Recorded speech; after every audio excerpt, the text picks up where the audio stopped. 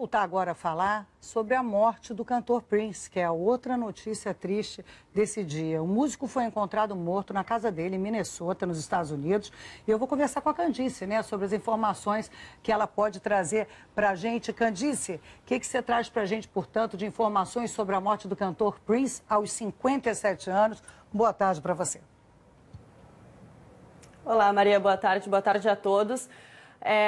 O que a gente sabe até agora, Maria, confirmado é que às 9h43, horário aqui dos Estados Unidos, 10h43, horário de Brasília, a polícia do Minnesota recebeu um chamado, a polícia de Chanhassen, que é o nome do município onde fica a casa do Prince, que na verdade é um complexo, é a casa do Prince, é um local onde ele também tem um estúdio de gravação, é um local onde ele faz algumas apresentações, faz alguns shows, muitas festas, né, nesse lugar.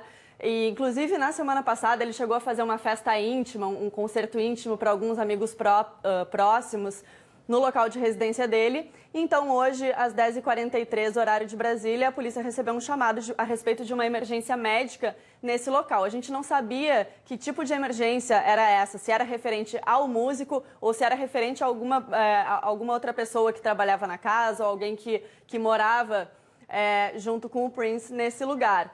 Aí, aos poucos, o site TMZ foi o primeiro a dar a notícia de que o agente do Prince teria confirmado a morte dele e, aos poucos, a imprensa americana começou a repercutir essa notícia.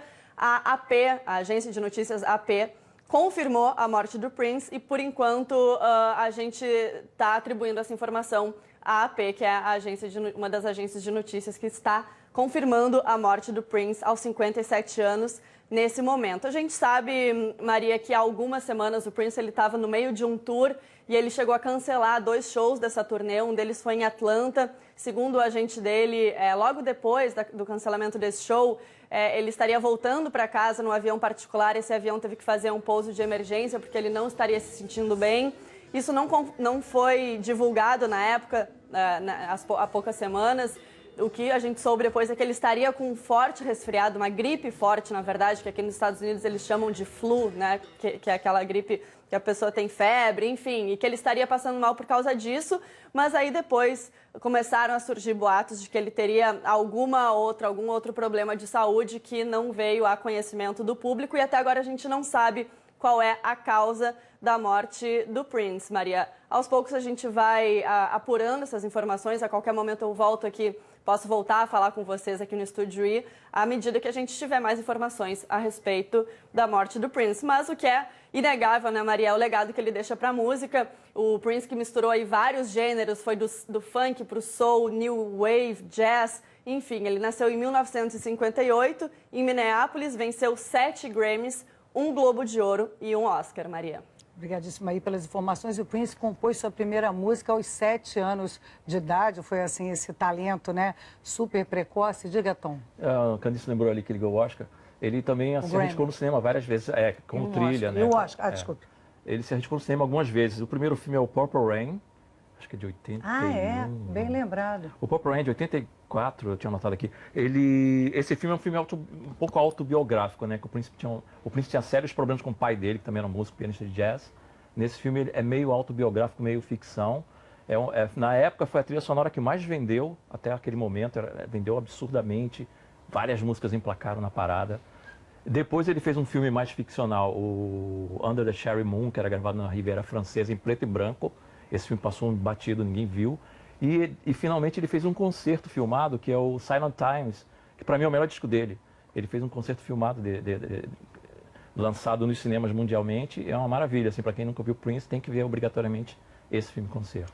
Agora vamos ver imagens ao vivo ali da casa do Prince, ou diria do complexo, né, do Prince. O Tom Leão lembrou muito bem que na realidade é um complexo, tem o estúdio dele. Tem tudo dentro dessa casa. Tem tudo, vocês veem aí imagens ao vivo, enquanto eu converso com o James Cimino, né? O James Cimino que está sempre perto das celebridades, sempre ligado do que acontece aí no mundo artístico. James, boa tarde para você. Que informações você traz para a gente?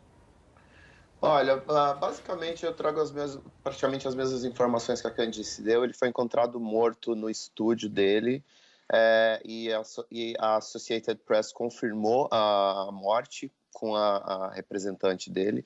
E é, assim, uma triste notícia, logo depois, alguns meses depois da morte do David Bowie.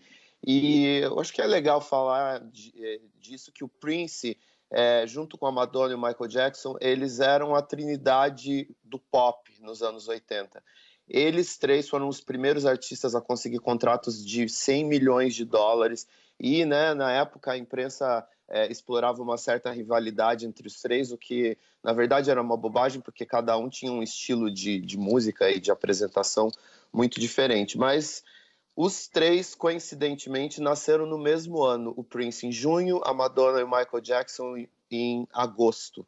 E a Madonna e o Prince chegaram a fazer um dueto no álbum Like a Prayer, chamado Love Song, que era para ser um dueto com o Michael Jackson.